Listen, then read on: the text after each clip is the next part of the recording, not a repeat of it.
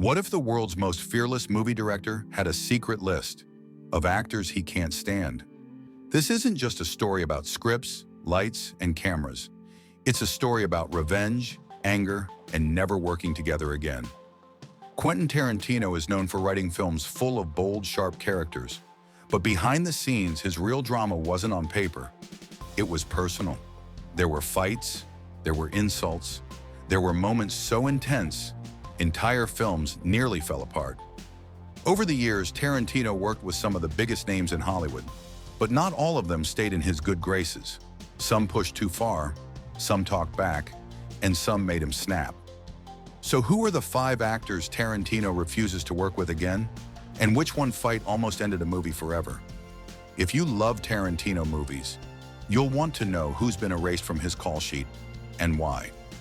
This video reveals the names, the stories, and the truth behind Hollywood's most personal director feuds. Let's start with number 5, a name most people don't even remember. Miles Chapen. He was an actor in the 1981 horror movie The Funhouse. He played a character named Richie. The movie came and went, but to Quentin Tarantino, one thing stuck: how much he hated Chapen. In fact, Tarantino once said he hated him on sight. That's not just dislike, that's full-on disgust from the moment they met. Tarantino didn't hide it.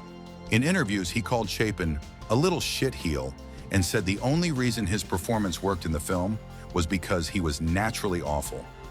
He even said that Miles Chapen's face made him feel sick. He was, as Tarantino put it, allergic to his face. This is rare. Most Hollywood feuds build up over time. Arguments, bad scenes, clashing personalities. But in this case, Tarantino disliked Chapen instantly. There was no real fight, no long history. It was just pure, instant hate. Why did this happen? Maybe it was Chapen's acting style. Maybe it was his attitude. Maybe it was just one of those strange moments when two people meet and instantly dislike everything about each other. But one thing's clear: Tarantino never forgot. Even years later, when talking about The Funhouse, he didn't mention the director or the plot.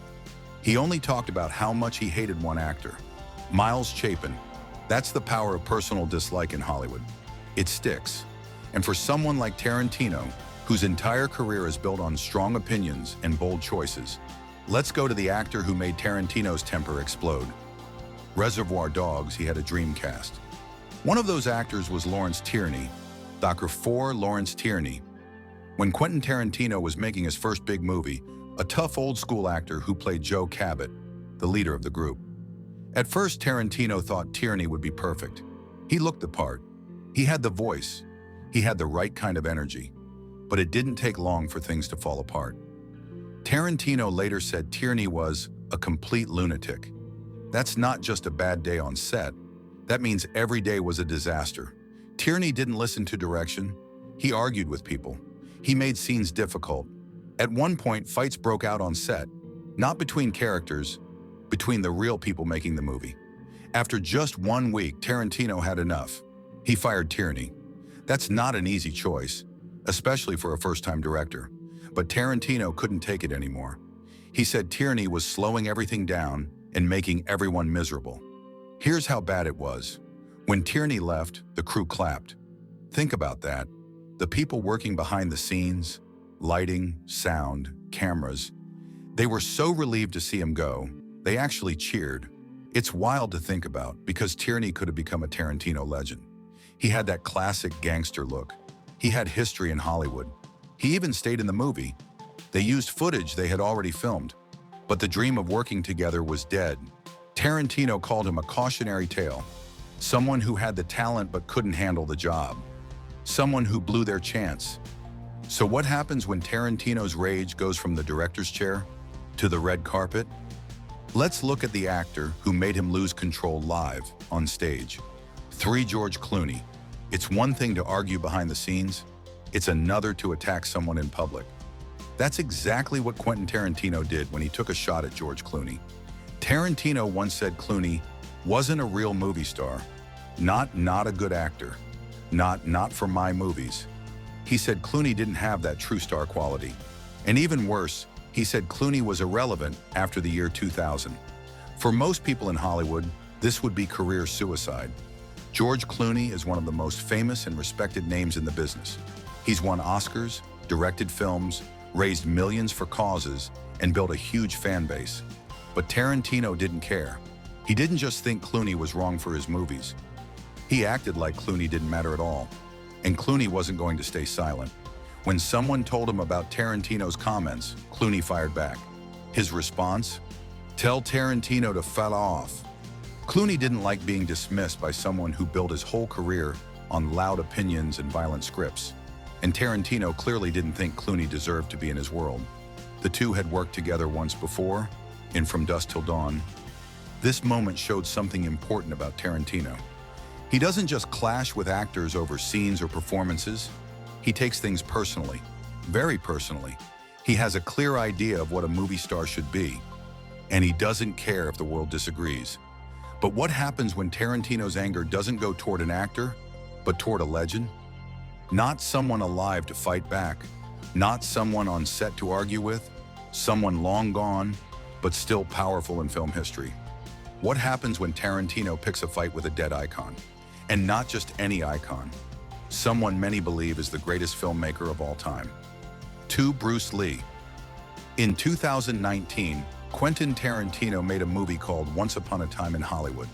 It was about old Hollywood, actors, and the changing times. But one scene started a huge fight, not between actors, but between Tarantino and Bruce Lee's fans. In the movie, Bruce Lee is shown talking big and acting proud. He says he could beat up Muhammad Ali. Then he gets into a fight with a made-up character named Cliff Booth, played by Brad Pitt. They go back and forth, but Cliff throws Bruce into a car. To many people, this looked bad. Bruce Lee, a real-life martial arts hero, was shown as cocky and beatable. Right away, fans were angry.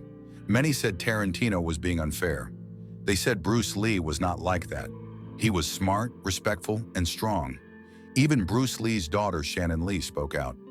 She said the movie made her father look like a joke, but Tarantino didn't say sorry. Instead, he said, Bruce was kind of arrogant. He told reporters that this version of Bruce Lee was based on how he really acted. He said Bruce had a big ego and wasn't always humble. This made things worse. People said Tarantino was hurting Bruce Lee's legacy. This wasn't just a movie character. Bruce Lee was a symbol of Asian pride, martial arts greatness, and movie history.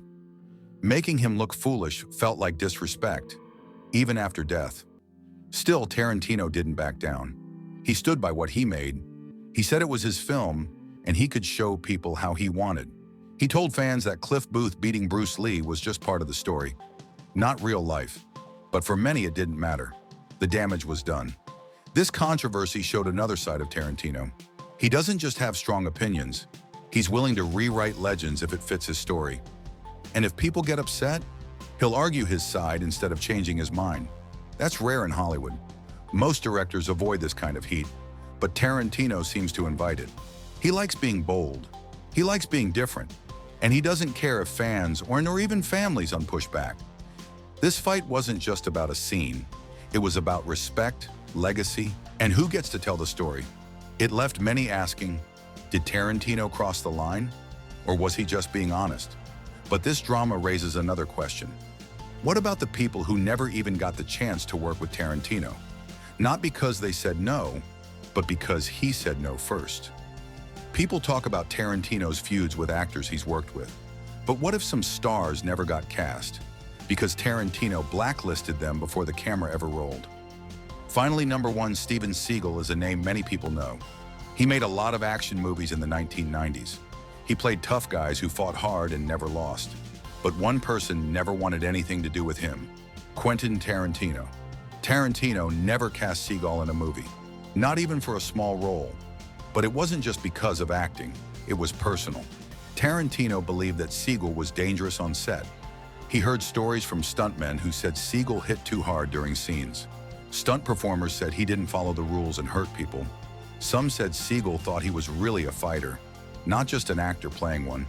Tarantino also didn't like how Seagull talked about himself. He said Seagull bragged too much and told stories that didn't seem true. One day he would say he trained with real masters. The next, he would claim to have been in secret battles. Tarantino didn't buy any of it. One report says Tarantino once said, "I'll never work with that guy." Period. He even warned other directors to stay away. For Tarantino, Seagull was not just a bad fit, he was a problem. This is different from other actors Tarantino had fights with.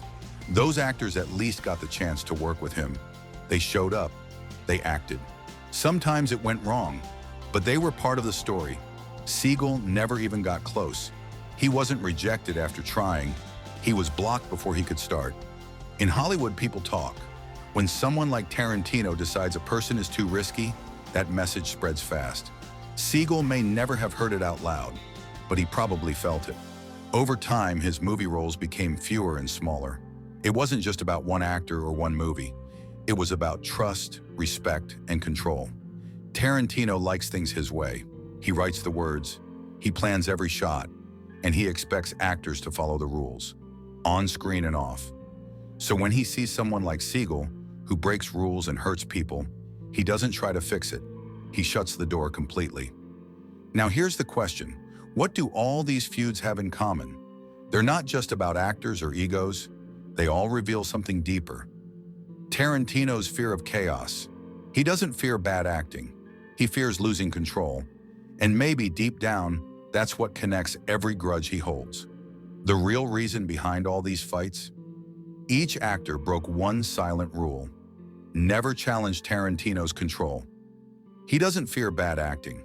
He fears chaos. In his world, there are no second chances, only clean cuts and total order.